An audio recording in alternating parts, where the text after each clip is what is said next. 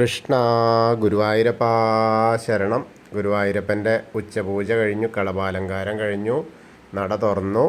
അപ്പോൾ നമുക്ക് ഗുരുവായൂരപ്പനെ കാണാൻ പോകണ്ടേ? ഇന്നിപ്പോൾ ഞായറാഴ്ചയാണ്, അത്യാവശ്യം നല്ല തിരക്കാണ്. എന്നാലും നമുക്ക് തൊഴാനായിട്ട് പോവാം.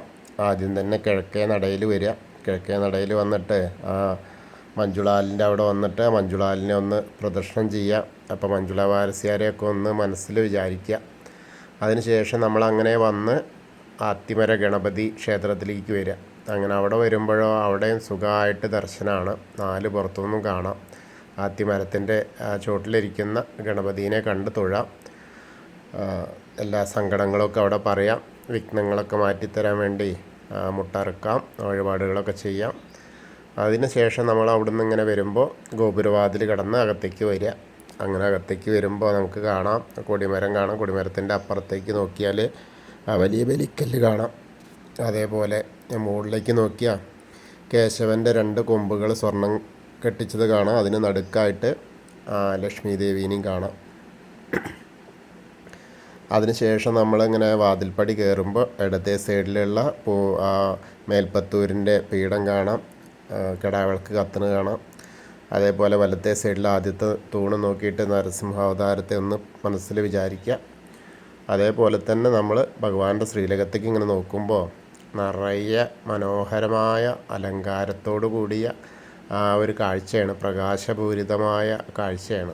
അപ്പോൾ എന്താ കാണുന്നത് വെച്ചാൽ അന്ന് ഇപ്പോൾ കാണുന്നത് ആകെ ആ ചതുർബാഹുവായ വിഗ്രഹം മുഴുവനൊന്നുമില്ല, ആകെ ചെറിയൊരുണ്ണിയും ചെറിയൊരു പാമ്പും.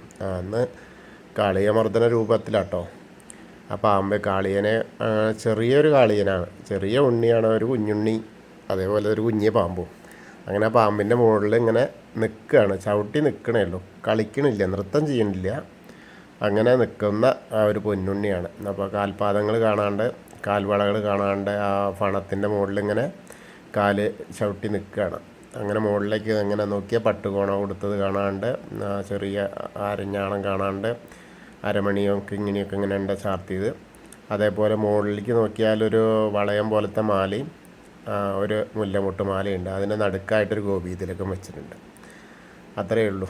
അതേപോലെ കൈവളകൾ കാണാണ്ട്, തോൾവളകൾ കാണാണ്ട്, ഒരു കയ്യിൽ എന്താ വെച്ചാൽ പൊന്നോടക്കുഴൽ ഇങ്ങനെ വലത്തെ കയ്യിൽ പൊന്നോടക്കുഴൽ ആ മാറോട് ചേർത്ത് പിടിച്ചിട്ടുണ്ട്.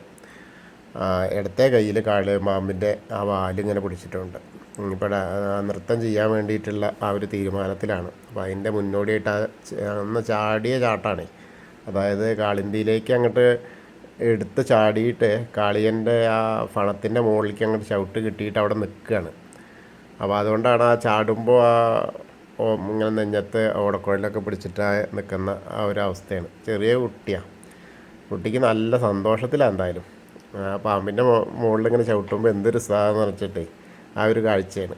അപ്പോൾ നല്ല രസമായിട്ടുള്ള കാഴ്ചയാണ്.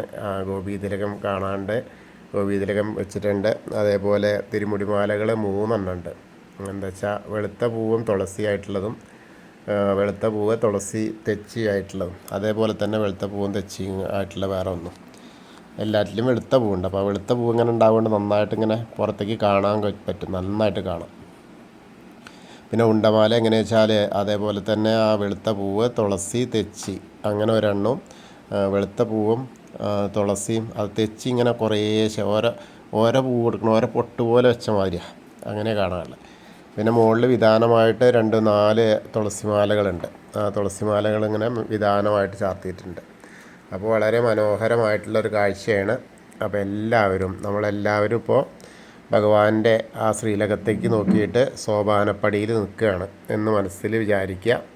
അങ്ങനെ മനസ്സിൽ വിചാരിച്ച് എല്ലാവരും പ്രാർത്ഥിച്ചോളും. അങ്ങനെ ആ ഗുരുവായൂരപ്പൻ്റെ ശ്രീലകത്തേക്ക് നോക്കി പ്രാർത്ഥിക്കുന്ന പോലെ മനസ്സുകൊണ്ട് പ്രാർത്ഥിക്കുക.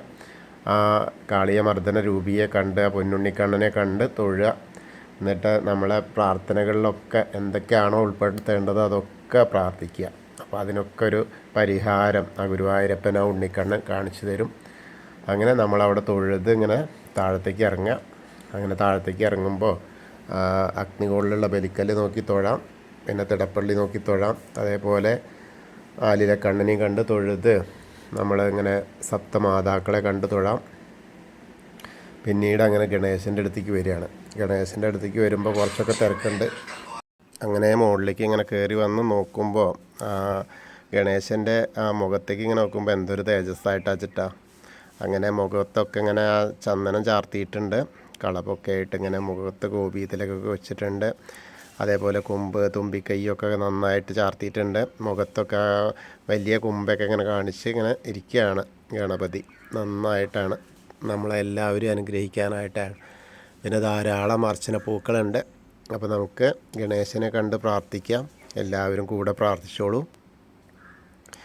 ഏകദന്തം മഹാകായം തപ്തകാഞ്ചന സന്നിഭം ലംബോദരം വിശാലാക്ഷം വന്ദേഹം ഗണനായകം.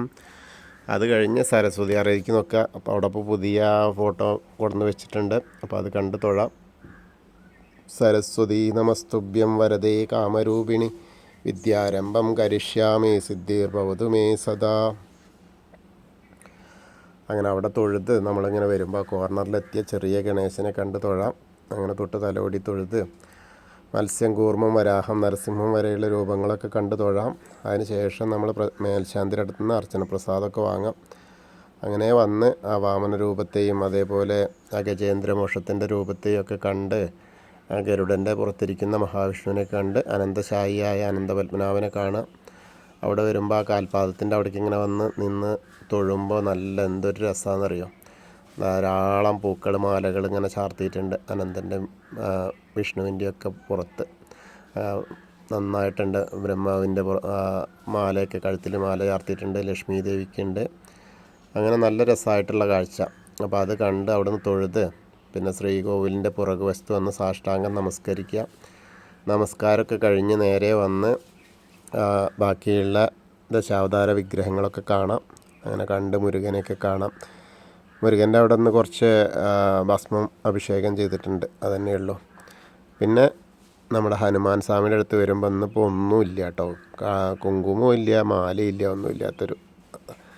എന്തായാലും നമുക്ക് ഹനുമാൻ സ്വാമിയെ പ്രാർത്ഥിക്കാം.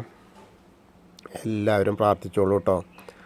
ത്വമസ്മിൻ കാര്യനിര്യാഗേ പ്രമാണം ഹരിസത്തമ ഹനുമാൻ യജ്ഞമാസ്തായ ദുഃഖക്ഷയകരോ ഭവ മനോജവം മാരുതതുല്യവേഗം ജിതേന്ദ്രിയം ബുദ്ധിമതാം വരിഷ്ഠം വാതാത്മജം വാനരയൂഥമുഖ്യം ശ്രീരാമദൂതം ശിരസാ നമാമി. ബുദ്ധിർബലം യശോധൈര്യം നിർഭയത്വം അരോഗത അജാഡ്യം വാക്പടുത്തം ഹനുമസ്മരണാത് ഭവേത്. ഓം നമോ ഭഗവതേ ആഞ്ജനേയായ മഹാബലായ സ്വാഹ. അത് കഴിഞ്ഞ് ഹനുമാൻ സ്വാമിയെ പ്രാർത്ഥിച്ചതിന് ശേഷം രാധാകൃഷ്ണ വിഗ്രഹവും കാളിയമർദ്ദന രൂപവും വെണ്ണക്കണ്ണനെയൊക്കെ കണ്ട് തൊഴുത് ഓവിൻ്റെ അവിടെ വരാം. ഓവിൻ്റെ അവിടെ വന്ന് പ്രാർത്ഥിക്കാം. അതിനുശേഷം താമരക്കണ്ണനെ, കൽപ്പകവൃക്ഷത്തിൻ്റെ ചുവട്ടിലിരിക്കുന്ന താമരക്കണ്ണനെ കണ്ട് തൊഴാം. പിന്നീട് നമ്മൾ ആ കിഴക്ക് വശത്തേക്ക് മുകളിലേക്ക് ഇങ്ങനെ നോക്കിയാൽ കൊടിമരം കണ്ട് തൊഴാം. പിന്നെ മണിക്കിണറും നൃത്താറയിൽ ആ കിടാവിളക്ക് ഇങ്ങനെ ഇരുന്ന് കത്തുന്നുണ്ട്. അപ്പോൾ അതൊക്കെ കണ്ട് ഉണ്ണി അവിടെ നൃത്തം ചെയ്യുന്നതായിട്ട് നമ്മൾക്ക് ഇങ്ങനെ മനസ്സിൽ സങ്കല്പിക്കുക. അപ്പോൾ അവിടെയും തൊഴുത് നമ്മളിങ്ങനെ വരുമ്പോൾ കുറൂരമ്മേനെയും നാരദരെയും വസുദേവരെയും മേൽപ്പത്തൂരിനെയൊക്കെ കണ്ട് തൊഴുത് അവിടെ നിന്ന് ഇങ്ങനെ വരിക. അങ്ങനെ വന്ന് വടക്കേ നടയിൽ കൂടെ അങ്ങനെ പുറത്തിറങ്ങിയിട്ട് പ്രസാദ കൗണ്ടറിൻ്റെ അവിടെ എത്തിയ ചന്ദനവും തീർത്തൊക്കെ വാങ്ങാം. അതിനുശേഷം നമ്മൾ ഇടത്തരികത്തുകാവിലെ ഭഗവതീനെ തൊഴാനായിട്ട് പോരാം. അവിടെയൊക്കെ വരുമ്പോൾ അത്യാവശ്യം തിരക്കുണ്ട്. അങ്ങനെ ഭഗവതിയുടെ അടുത്തേക്ക് ഇങ്ങനെ വരുമ്പോൾ ഭഗവതിയുടെ അവിടെ നിന്നും ഗോളക തന്നെയാണ് കേട്ടോ. താഴത്തേക്കൊക്കെ നന്നായിട്ട് പട്ടൊക്കെ ഉടുപ്പിച്ചിട്ടുണ്ട്. മുകളിലിങ്ങനെ നല്ല തുളസിപ്പൂവും തെച്ചിപ്പൂവും ഒക്കെ ഇട്ട്, തെച്ചിപ്പൂവിൻ്റെ മാലകളാണ്, താമരമാല ധാരാളമുണ്ട്. അപ്പോൾ അമ്മേനെ പ്രാർത്ഥിക്കുക കേട്ടോ. എല്ലാവരും പ്രാർത്ഥിച്ചോളൂ. സർവമംഗളമാംഗല്യേ ശിവേ സർവാർത്ഥസാധികേ ശരണ്യേ ത്രയംബകേ ഗൗരി നാരായണി നമോസ്തുതേ. അങ്ങനെ അമ്മയെ കണ്ട് തൊഴുത് അവിടുന്ന് നമ്മളിങ്ങനെ വരുമ്പോൾ കോർണറിലെത്തിയാൽ മമ്മിയൂരപ്പനെ മനസ്സിൽ വിചാരിക്കുക. എന്നിട്ട് പ്രാർത്ഥിക്കുക. നമശിവായ നമശിവായ നമശിവായ എന്നുള്ള പഞ്ചാക്ഷരി മന്ത്രം മനസ്സിൽ വിചാരിച്ച് ഇങ്ങനെ പ്രാർത്ഥിച്ച് ഒന്ന് പ്രദക്ഷിണം ചെയ്യുക. അതിനുശേഷം നമ്മൾ കൊടിമരത്തിൻ്റെ അവിടേക്ക് വന്ന് അവിടുന്ന് നമ്മുടെ പൊന്നുണ്ണിയെ ഒന്നുകൂടി കാണാം ശ്രീലകത്തേക്ക് നോക്കിയിട്ട്. എന്നിട്ട് നമസ്കരിച്ച് കൂത്തമ്പലത്തിൻ്റെ അവിടെ വന്ന് പ്രാർത്ഥിക്കാം. നമസ്കാരമൊക്കെ കഴിഞ്ഞ് അങ്ങനെ അയ്യപ്പസ്വാമിയുടെ അടുത്തേക്ക് വരിക.